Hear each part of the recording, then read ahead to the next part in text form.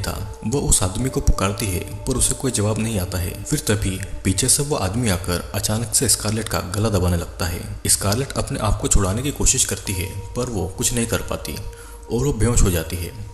वो आदमी फिर उसे घसीटकर एक रूम में लेकर आता है। अब फिर जब स्कारलेट जब आधी होश में थी तो उसकी हालत कुछ ऐसी थी कि वो भागना तो दूर उठ भी नहीं पा रही थी। तभी वो आदमी एक हथियार से स्कारलेट का एक हाथ काट देता है। स्कारलेट दर्द से चिल्लाने लगती है और स्कारलेट के कटे हुए हाथ का खून स्कारलेट की बॉडी पर गिरने लगता है और वो ऐसा स्कारलेट को दिखा रहा था। ये सारी चीजें स्कारलेट को दिख रही थी कि कैसे उसके टुकड़े टुकड़े हो रहे हैं। फिर वो आदमी स्कारलेट की बॉडी के टुकड़े टुकड़े कर देता है और स्कारलेट वहीं पर मर जाती है। और ये सारी चीजें उसी कैमरा में अभी भी रिकॉर्ड हो रही थी। अब मूवी की कहानी 53 ईयर के बाद से शुरू होती है, जहाँ पर हम एडम नाम के एक लड़के को देखते हैं। Adam B grade slasher horror movie का फैन था और वो एक जॉबलेस आदमी था और इसीलिए उसकी गर्लफ्रेंड उससे छोड़कर लॉस एंजल्स आ गई थी एक्ट्रेस बनने के लिए। एडम भी उसके पीछे पीछे उसके क्लोज आ गया था, लेकिन उसकी गर्लफ्रेंड उसके रिश्ते को नहीं रखना चाहती थी।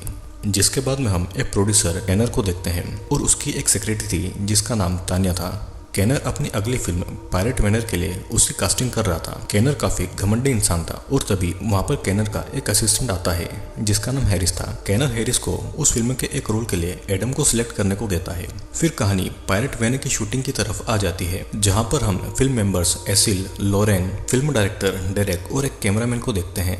शूटिंग में कैनर और हैरिस आते हैं और फिल्म के बाकी क्रू मेंबर को एडम से मिलाते हैं और कहते हैं कि एडम इस फिल्म का ही एक पार्ट होगा। पहली मुलाकात में ही एडम और कैसिल एक दूसरे की तरफ अट्रैक्ट होते हैं। अब कैसी एडम को फिल्म मेंबर के बीच होने वाली एक पार्टी के लिए इनवाइट करती है, जिसके लिए एडम भी राजी हो जाता है। अब रात की इस पार्टी में फिल्म के सभी मेंबर्स मौजूद थे और वो सब पार्टी कर रहे थे। इस पार्टी में लॉरेन और डिट नाम की दो लड़कियों के बीच में कहासुनी हो जाती है और गुस्से में लॉरेन वहाँ से अपनी वैनिटी वैन में चली जाती है।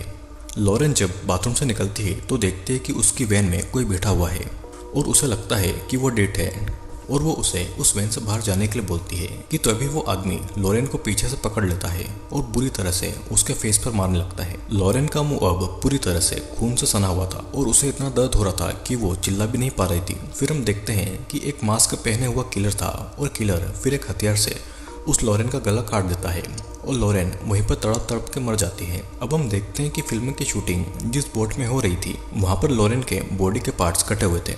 पैर कहीं और पर था तो उसका सर कहीं और उसकी बॉडी के पार्ट्स को उसी बोट में सजा हुआ था। ऐसी हरकत को देखने पर ही ऐसा लग रहा था कि ये किसी साइको किलर का ही काम होगा। अब अगली सुबह क्राइम सीन पर पुलिस आती है और कैसिल जब शूटिंग पर आती है तो डेरेक उसे बताता है कि लॉरेन का मर्डर हो चुका है। कैसिल ये सुनकर शॉक हो गई थी और एक डिटेक्टिव वहां पर आके डेरेक से पूछताछ करने लगता है। हम ये भी देखते हैं कि उस डिटेक्टिव का शक सारे क्रू मेंबर पर था। फिर डिटेक्टिव एडम से पूछताछ करने लग जाता है और डिटेक्टिव एडम पर भी शक करता है क्योंकि लॉरेन के मरने से उस फिल्म में एडम का रोल बढ़ जाएगा। अब धीरे धीरे एडम और कैसिल की दोस्ती फिर से बढ़ती जाती है और वो मिलने लगते हैं और क्लोज भी आने लगते हैं। अब एक दिन फिल्म की शूटिंग खत्म होने पर डेरेक फिल्म के सारे मेंबर को एक पार्टी में बुलाता है। सभी लोग रात को उस पार्टी को एंजॉय कर रहे थे और उस पूल में स्विमिंग करके मस्ती भी कर रहे थे। कैसिल पूल में से निकलकर एक रूम में चेंज करने के लिए चली जाती है तो एक रिपोर्टर उसी रूम में छुपकर कैसिल की फोटोज लेता है। इस रिपोर्टर का नाम रॉय था और कैसिल रॉय को ऐसा करने से रोकती है, लेकिन रॉय कैसिल से बदतमीजी कर रहा था और तभी वहां पर एडम आता है।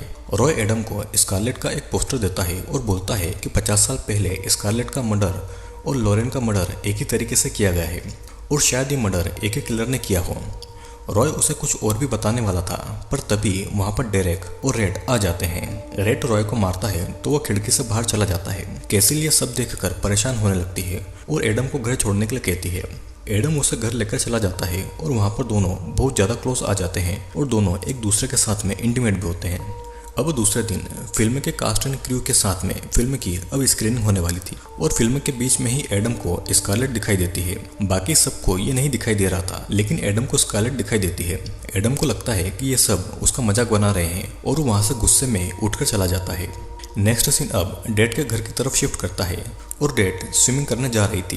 तभी वहां पर डेरेक आता है और दोनों बातें करते हैं और फिर डेरेक डेट के लिए ड्रिंक बनाने के लिए किचन में चला जाता है और साथ ही साथ वो हेडफोन में फुल वॉल्यूम करके म्यूजिक सुन रहा था। डेट जब उस पुल से निकलती है तो तभी वहां पर किसी का फोन आता है और उस फोन पर कोई नहीं था। जब वो पीछे देखती है तो वहां पर किलर आ जाता है और डेट को पकड़कर वो मारने लगता है।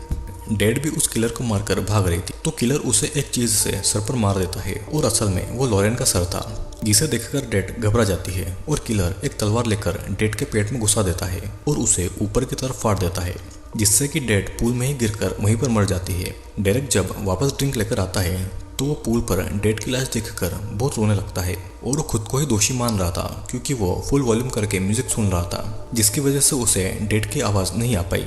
डिटेक्टिव वहाँ पर डेड के मर्डर की इन्वेस्टिगेशन करने आता है और पूल में डेड की बॉडी के साथ में स्कारलेट के मर्डर के पोस्टर भी पड़े हुए थे, जिससे किलर उसे स्कारलेट के मर्डर के बारे में कुछ बताना चाहता था। अब ये डिटेक्टिव केनर के घर पर आता है उससे पूछताछ करने के लिए, क्योंकि उसी की फिल्म के मेंबर्स का खून एक के बाद एक हो रहा था। डिटेक्टिव को असिस्टेंट तानिया ये बताती है कि उसका बॉस भरोसे के लायक नहीं है और दूसरी तरफ कैसिल और एडम में झगड़ा हो रहा था। एडम को लगता है कि ये सारे मर्डर स्कारलेट की आत्मा नहीं किए हैं, लेकिन कैसिल ये सब नहीं मानती थी।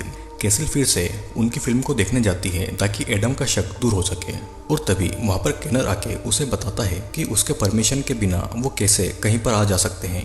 कैसिल भी केनर के बिहेवियर से तंग आके उसे जवाब देने लगती है और तभी केनर को भी फिल्म में स्कारलेट की आत्मा दिखाई देती है। वो डर के मारे वहाँ से निकल जाता है और एडम और कैसिल केनर का पीछा करने लग जाते हैं। केनर जब घर पहुँचता है तो वहाँ पर उसे स्कारलेट की आत्मा दिखाई देती है और वो स्कारलेट की आत्मा को हेलुसिनेशन कर रहा था। उसे ऐसा लगता है कि स्कारलेट की आत्मा ने उसे सुसाइड करने के लिए उसके हाथ में गन दी है। केनर वहीं पे खुद को गोली मार लेता है और सुसाइड कर लेता है। एडम और कैसिल जब वहाँ पहुँचते हैं तो उन्हें वहाँ पर केनर की लाश मिलती है और डिटेक्टिव भी वहाँ पर आ जाता है इन्वेस्टिगेशन करने के लिए। डिटेक्टिव सभी को ये बताता है कि केनर ही सभी का मर्डर कर रहा था, जिसके बाद में वो इस केस को यहीं पे क्लोज कर देता है।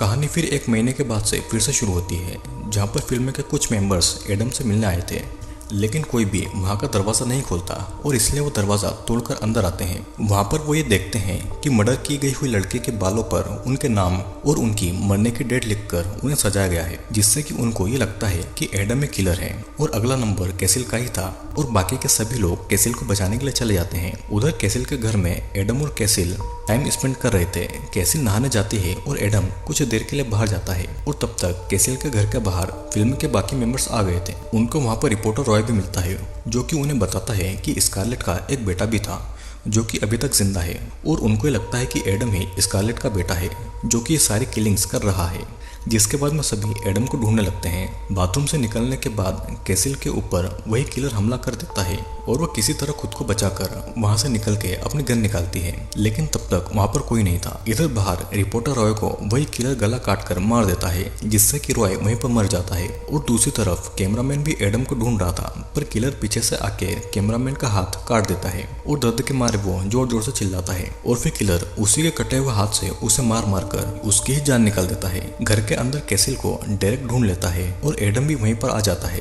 डेरेक एडम को किलर समझ के मारने लगता है और तभी उसी वक्त रूम में एक गैस लीक होती है, जिससे कि सभी बेहोश हो जाते हैं। एडम को जब होश आता है तो वहाँ पर रॉय और कैमरामैन की बॉडी के कटे हुए पार्ट्स लटके हुए थे और वहीं पर डेरेक, कैसिल और रीड भी बंधे हुए थे और वहाँ पर उसे किलर भी दिखता है। किलर अपना मास्क हटाता है और वो और कोई नहीं बल्कि हैरिस था। वो बताता है कि केनर ने ही स्कारलेट का मर्डर किया था, जिसका वीडियो उसे केनर के घर में मिला था। मूवी की शुरुआत में जिस आदमी ने स्कारलेट का मर्डर किया था वो केनर ही था और स्कारलेट हैरिस की माँ थी। वो अपनी माँ के मर्डर का बदला ले रहा था, लेकिन ऐसा करते करते वो पूरा साइको हो चुका था और तभी वहाँ पर हैरिस को भी स्कारलेट की आत्मा दिखाई देती है। वो घर के अंदर कैसिल को मारने जाता है और कैसिल को हैरिस मारने वाला था कि तभी एडम आकर उसे बचा लेता है। अब हैरिस एडम को मारने लगता है और तभी कैसिल एक कैंची से उसके गले में बार बार वार करती है और वो फिर भी कैसिल का गला दबाता है। कैसिल फिर कैंची को हैरिस के गले में और अंदर घुसा देती है, जिससे कि हैरिस वहीं पर मारा जाता है। सारे कास्ट एंड क्रू फिल्म को देखने आए थे और फिल्म के बीच में एडम को फिर से स्कारलेट की आत्मा दिखाई देती है। वो कैसिल से पूछता है कि क्या उसे भी स्कारलेट की आत्मा दिखाई दे रही है, जिस पर कैसिल हाँ कहती है और इसका मतलब ये था कि स्कारलेट की आत्मा सच में थी। और इसी के साथ में ये मूवी यहीं पर एंड हो जाती है। दोस्तों, कैसा लगा आपको हमारा ये डार्क रील मूवी का एक्सप्लेनेशन? वीडियो अगर अच्छा लगा हो तो लाइक, शेयर और सब्सक्राइब जरूर करिएगा। और अगर आप इस चैनल पर नए हैं तो चैनल को सब्सक्राइब करना ना भूलिएगा, क्योंकि जल्दी ही ऐसे ही इंटरेस्टिंग वीडियोस आने वाले हैं।